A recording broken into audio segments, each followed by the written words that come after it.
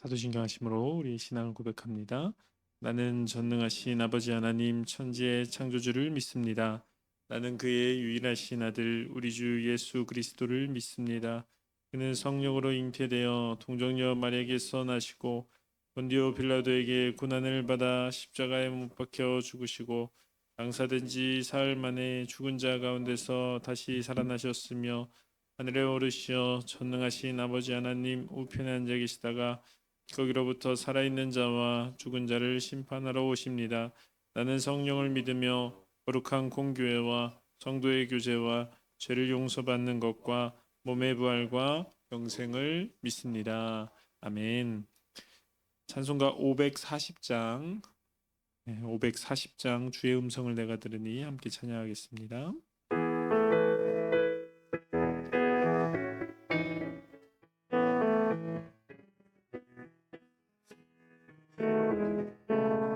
주의 음성을 내가 들으니 사랑하는 일세 있는 마음으로 주께 가오니 나를 영접하소서.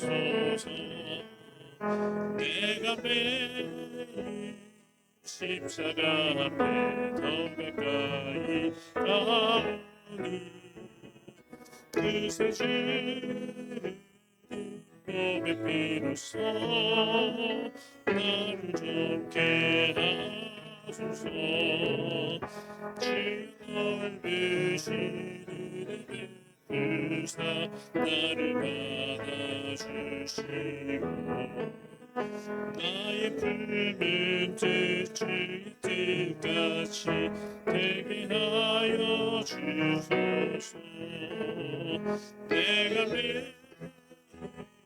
십자가 앞에 더 가까이 가오니 글쎄 주 몸의 피로써 나를 젊게 하소서. 주의 보좌로 나갈 때에 어찌하니 기쁠까. 주의 얼굴을 항상 배우니 더욱 친근합니다. 내가 매일 십자가 앞에 더 가까이 가오니 주세 주의 몸의 피로써 나를 젊게 하소서. 그리고 주의 넓은 사랑을 증명할 자 없으며 주가 주시는 참된 기쁨을 헤아릴 수 없도다. 내가 매일 십자가 앞에 더 가까이 가오니 주세 주의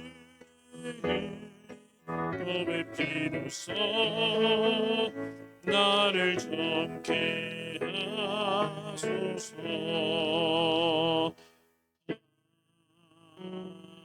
아멘. 오늘 하나님께서 우리에게 주신 말씀은 요한복음 17장 20절부터 26절까지 말씀입니다. 요한복음 17장 20절부터 26절까지 말씀 한 절씩 교독하신 후에 마지막 절은 합독하도록 하겠습니다. 내가 비옵는 것은 이 사람들만 위함이 아니요 또 그들의 말로 말미암아 나를 믿는 사람들도 위함이니 아버지여, 아버지께서 내 안에 내가 아버지 안에 있는 것 같이 그들도 다 하나 되어 우리 안에 있게 하사 세상으로 아버지께서 나를 보내신 것을 믿게 하옵소서. 내게 주신 영광을 내가 그들에게 주었사오니 이는 우리가 하나가 된 것 같이 그들도 하나가 되게 하려 함이니이다. 곧 내가 그들 안에 있고 아버지께서 내 안에 계시어 그들로 온전함을 이루어 하나가 되게 하려 함은 아버지께서 나를 보내신 것과 또 나를 사랑하심 같이 그들도 사랑하신 것을 세상으로 알게 하려 함이로소이다. 아버지여 내게 주신 자도 나 있는 곳에 나와 함께 있어 아버지께서 창세전부터 나를 사랑하심으로 내게 주신 나의 영광을 그들로 보게 하시기를 원하옵나이다. 의로우신 아버지여, 세상이 아버지를 알지 못하여도 나는 아버지를 알아사옵고 그들도 아버지께서 나를 보내신 줄 알아사옵나이다. 함께 읽겠습니다. 내가 내가 아버지의 아버지의 이름을 이름을 그들에게 그들에게 알게 알게 하였고 하였고 또 또 알게 알게 하리니 하리니 이는 이는 나를 나를 사랑하신 사랑하신 사랑이 사랑이 그들 그들 안에 안에 있고 있고 나도 나도 그들 그들 안에 안에 있게 있게 하려 하려 함이니이다. 함이니이다. 아멘. 기도하겠습니다.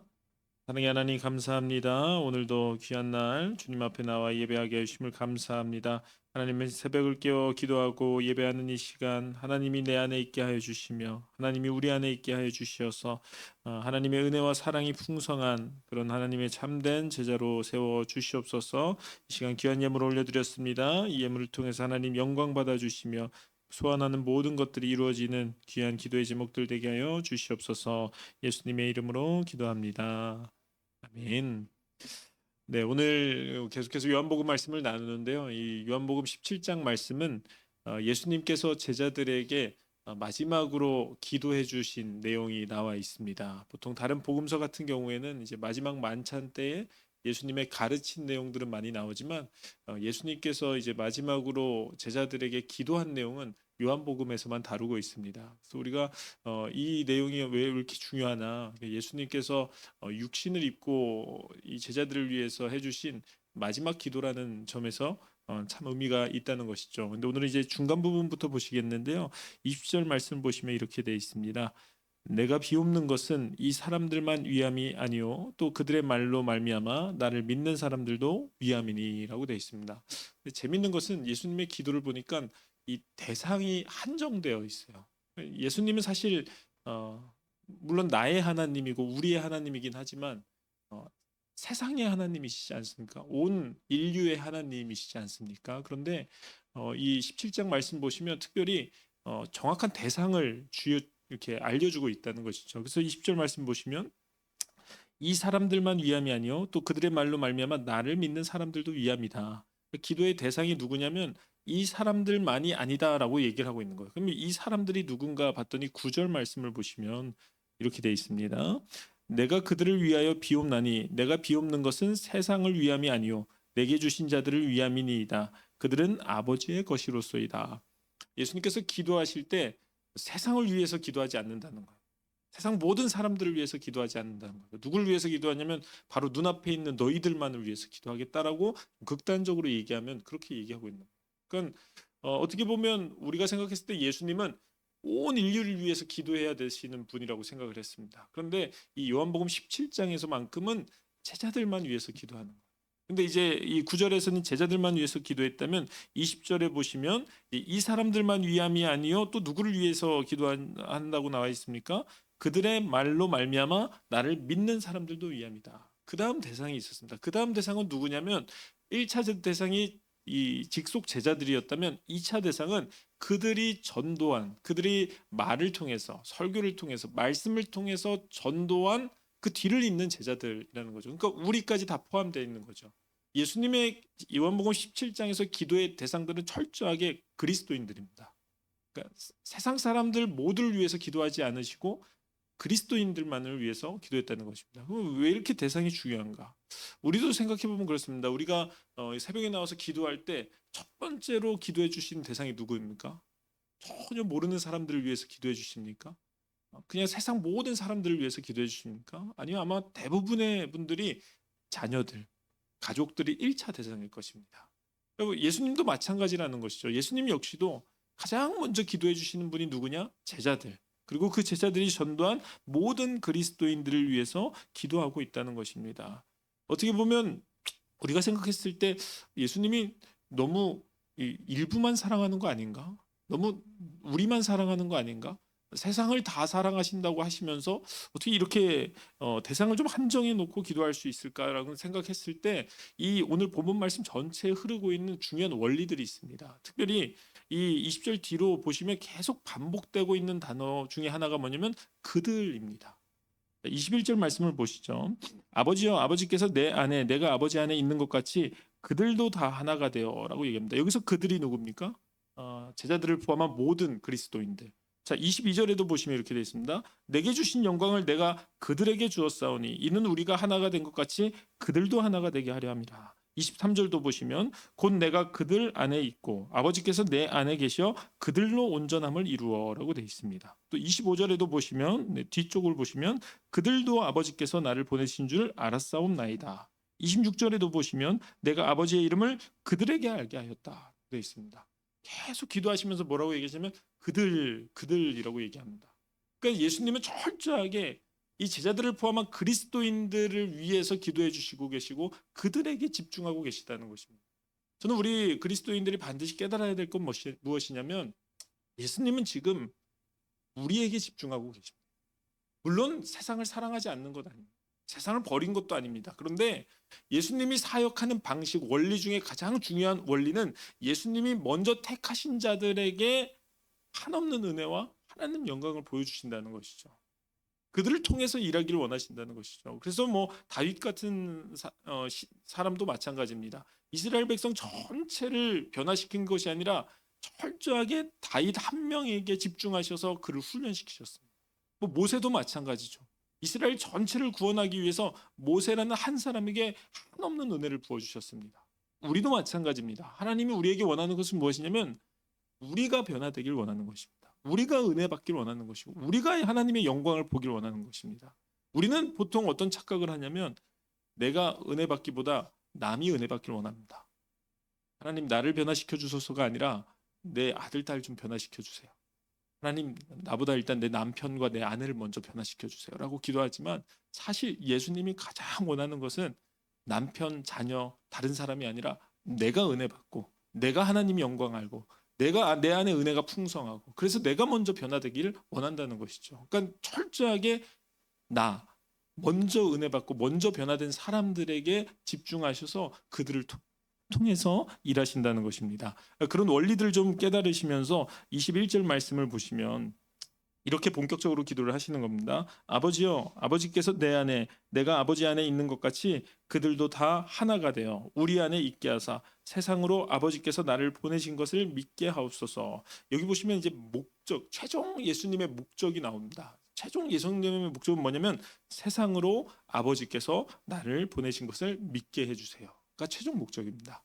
사실 아까도 말씀드렸다시피 예수님이 우리에게 집중하는 건 맞습니다. 그런데 예수님이 우리만 사랑하는 건 아닙니다. 세상을 다 사랑하는 거죠. 근데 여기 아주 중요한 원리가 있지 않습니까? 우리를 통해서 무엇을 이루기 원하냐면 세상이 다 하나님 예수님을 믿기를 원하고 하나님을 믿기를 원하는 것입니다. 우리는 이 목적을 정확히 깨닫고 살아야 됩니다. 예수님의 목적, 하나님의 목적은 세상을 믿게 하는 것입니다. 그러기 위해서는 도구가 필요하고 수단이 필요한 것입니다. 자, 그 도구와 수단이 뭔가 봤더니 중간에 이렇게 나와 있죠. 그들도 다 하나가 되어라고 나와 있습니다. 자, 22절도 보시면 이렇게 되어 있습니다. 내게 주신 영광을 내가 그들에게 주었사오니 이는 우리가 하나가 된 것 같이 그들도 하나가 되게 하려 합니다. 우리에게 영광을 주신 이유가 무엇이냐? 우리에게 은혜를 주신 이유가 무엇이냐? 우리가 하나 되는 것이 그 목적이라는 것이죠. 자, 23절에도 보시면 곧 내가 그들 안에 있고 아버지께서 내 안에 계시어 그들로 온전함을 이루어 하나가 되려 함을. 21절부터 23절까지 계속 무슨 얘기를 하시냐면 하나가 되라, 하나가 되라를 얘기하고 있습니다. 심지어는 세상이 예수님을 믿고 세상이 하나님께서 자기의 아들 예수 그리스도를 보내주신 것을 믿게 하기 위한 유일한 방법이 있다면 그리스도인의 연합입니다. 우리는 보통 우리가 열심히 전도하면 교회가 부흥되고 많은 사람들이 여기로 올 거라고 생각했습니다. 그런데 예수님은 뭐라고 말씀하시냐면 물론 그것도 중요하지만 가장 기본 원리, 교회의 가장 기본 해야 할 것은 무엇이냐?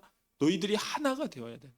너희가 하나가 되어야지만 세상이 나를 믿게 된다라고 얘기하는 것이죠. 그래서 이제 21절 보시면 아버지여 아버지께서 내 안에 내가 아버지 안에 있는 것 같이 우리가 어느 정도로 하나가 돼야 되냐면 성부, 성자, 성령의 하나 되심과 같이 우리가 하나 될 때 예수님이 나를 믿게 된다는 것입니다.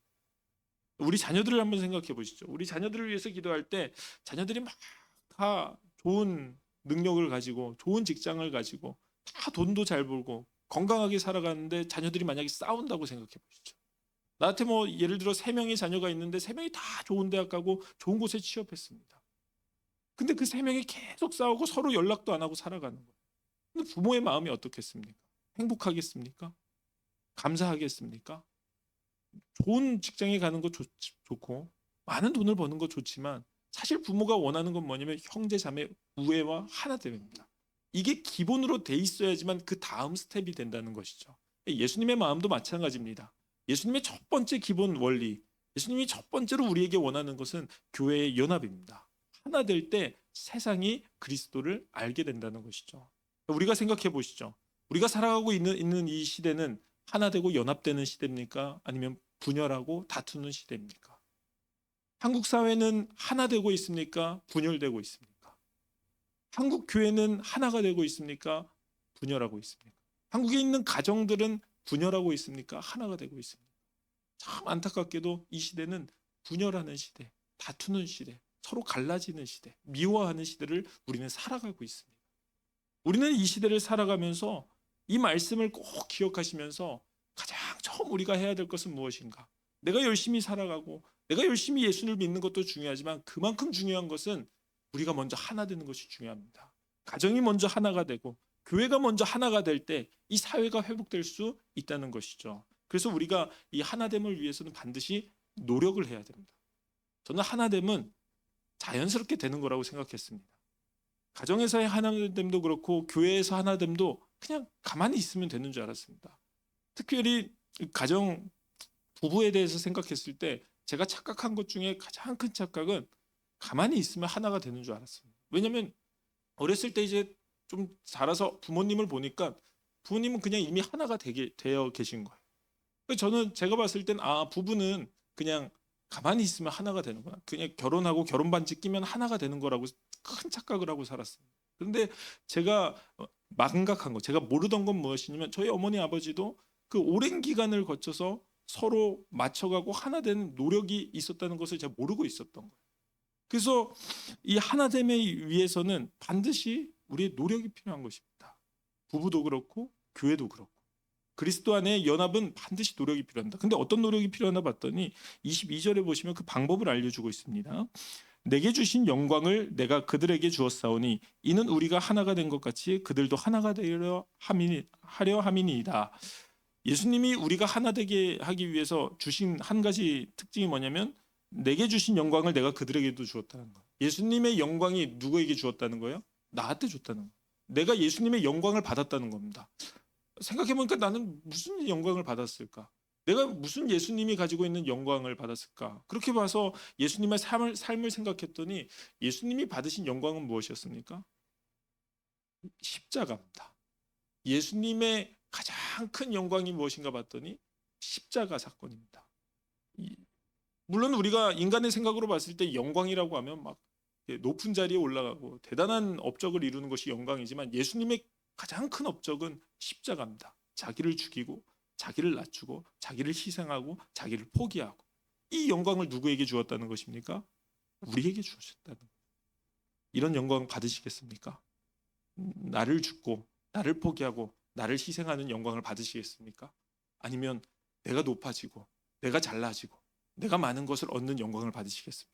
예수님이 우리에게 주신 영광은 십자가의 영광입니다. 네가 죽어라. 네가 스스로 포기해라. 네가 희생하라. 하나됨은 어떻게 이루어질 수 있나? 내가 십자가를 질 때 비로소 하나됨이 이루어질 수 있는 것입니다. 그래서 마지막 26절을 보시면 이렇게 되어 있습니다. 내가 아버지의 이름을 그들에게 알게 하셨고 또 알게 하리니 이는 나를 사랑하신 사랑이 그들 안에 있고 나도 그들 안에 있게 하려 함이니이다. 예수님이 기도하시면서 마지막에 뭐라고 기도하시냐면 내가 아버지의 이름을 그들에게 알게 하였다. 누구에게 알려줬다고요? 우리 그리스도인들에게 그 이름을 알게 하시고 또 알게 하리니 이는 나를 사랑하신 사랑이 그들 안에 있고 나도 그들 안에 있게 하려 함이니이다. 이 말씀을 쉬운 성경으로 한번 봤습니다. 쉬운 성경을 보니까 이렇게 번역을 하고 있어요. 나는 그들에게 아버지를 알렸고 또 앞으로도 계속 아버지를 알게 해라고 나와 있습니다. 이 시제를 잘 보시면 내가 이미 그들에게 아버지를 알렸다고 합니다. 우리에게 과거에 이미 알게 하였고 그 다음 또 시대가 나오는데 뭐라고 되어 있냐면 또 앞으로도 계속 알게 할 것이다. 이 말씀이 우리에게 참 큰 은혜인 건 무엇이냐면 우리 그리스도인들에게 특정지어서 기도해 주시는데 이렇게 기도해 주시는 거예요. 내가 이미 너희들에게 자기의 이름을 알게 했다. 그런데 그게 거기서 끝나는 것이 아니라 계속 알게 할 것이다라고 얘기해 주시는 거예요. 그러니까 우리에게 계속 은혜를 부어 주시는 거예요. 내가 예수님을 더 알게 계속 알게 하시는 거예요. 근데 그 목적이 무엇이냐? 뒤에 보시면 나를 사랑하신 사랑이 그들 안에 있게 한다. 우리가 어떻게 하나 될 수 있을까? 우리가 어떻게 연합할 수 있을까? 이렇게 많은 사람들이 모여서 서로 다른 성격을 가지고 있고 다른 성향을 가진 사람들이 교회 안에 모여서 어떻게 하나가 될 수 있을까? 방법은 하나입니다. 예수님을 계속해서 알게 하는 은혜를 얻는 것입니다. 그러면 내 안에 뭐가 있냐면 십자가의 사랑이 내 안에 거하는 거죠. 그럼 우리는 우리 안에 예수님이 계시기 때문에 그 예수님을 닮아갈 수밖에 없는 겁니다.